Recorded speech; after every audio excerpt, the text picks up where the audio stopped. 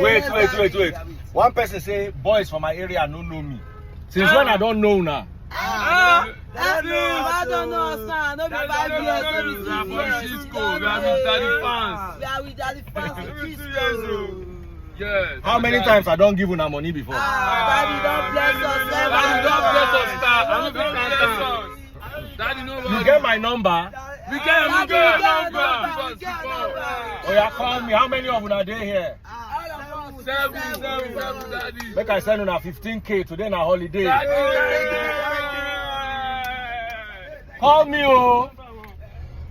So, guys, I want to talk about this. A gentleman said, Daddy Freeze, in your hood, they don't know you. And I want to address that because in my own hood, I try my best to be on good terms with the boys in the area. As much as I humanly can, I try to treat them like they're human beings. I talk to them. Of course, I don't like people touching my car. So should there be any confusion, somebody walks up to my car, say, please don't touch my car. I give them my number. They call me. I just tell them, how many of you are here? We are 10, we are 7, we are 5. Okay, guys, no problem. Give me your number, or I give them my number. They call me. I talk to them. I gist with them. I try to know their names. I can tell you all of them. They are the ones that will see me and are always asking. And sometimes, not because I don't give them so it doesn't become an entitlement. Sometimes I have to rake for that. I say, I gave you yesterday. There are some that are genuinely nice. There's one particular one that cannot hear and cannot talk. I don't want to use the DEAF and DUMB word on him. And sometimes he can get a bit aggressive. But because all the other, sometimes you tell me, no, I shouldn't give anybody, I should give only him. You need to understand that these people are human beings like you and I, and they're on the street because the government failed. Until you can get this, you will continue to pick fights and quarrels with the wrong set of people. Now, when the pastor said that they are looking for clickbait, I have an issue with that, and I'm going to try to be as polite as possible because I don't want this to be like a quarrel between me and the pastor. But when you say clickbait, please, what work is there in Nigeria? If somebody is running around on the streets to make videos to earn a living, I also ask, as far as I'm concerned, I believe the pastors are selling the gospel to make money.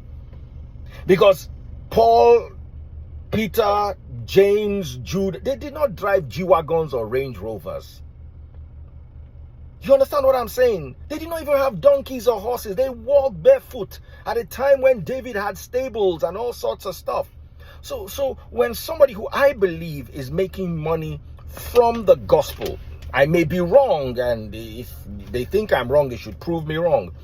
Someone who's making money is saying another person is doing clickbait. It just seems a bit off for me. And if the government provided work, all those people saying, is that your source of income? Please, what work did you provide for that boy that can make him feed?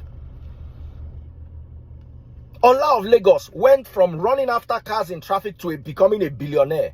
And you are telling me that other boys who can see that progressive success, other boys who can individualize this success, will look away from it and go and continue washing floors. Ola of Lagos came to Lagos as a cleaner.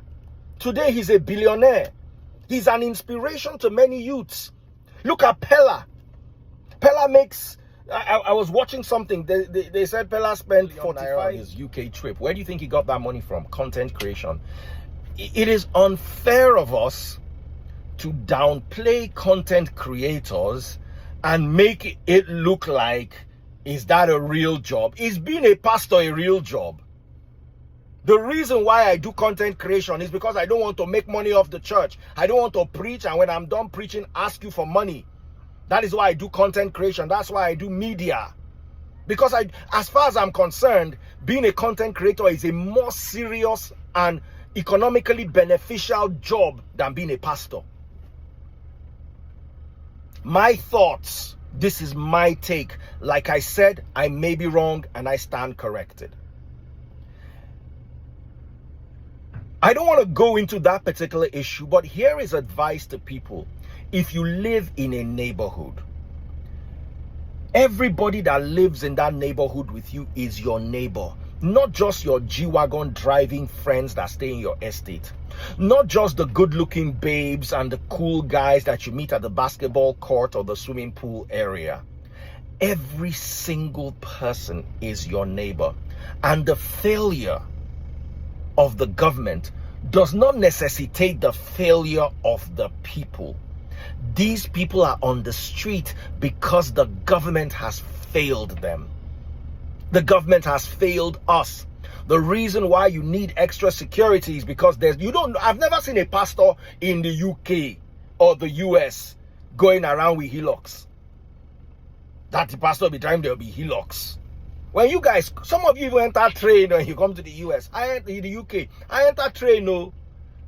Even though I have nice cars to drive when I'm in the UK, and I have friends who have nice cars, sometimes that nice car has a problem. Where are you going to park?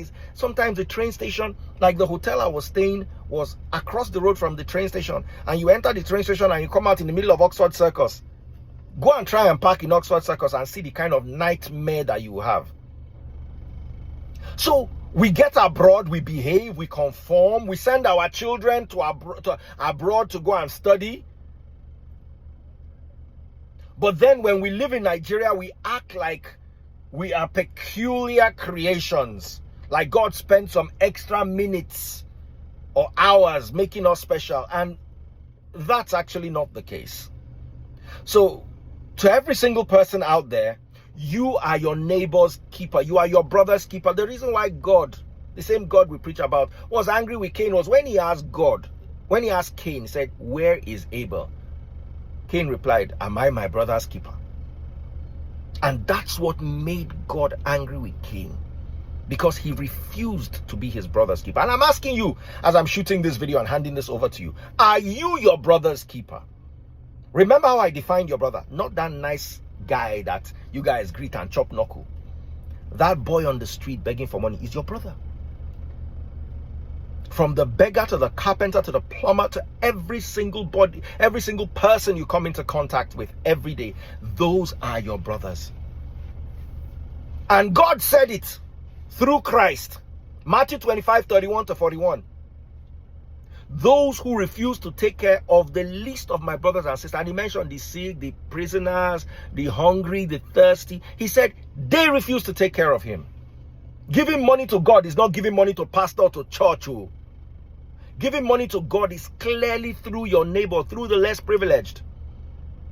If you read Acts chapter 10, the story of Cornelius, he gave money to the poor and God said, "I have received it." Transferring money to God is not through pastor, through tithe or offering or seed. It is through taking care of your brothers and sisters. And I've defined your brothers and sisters. Those people on the street are your brothers and sisters.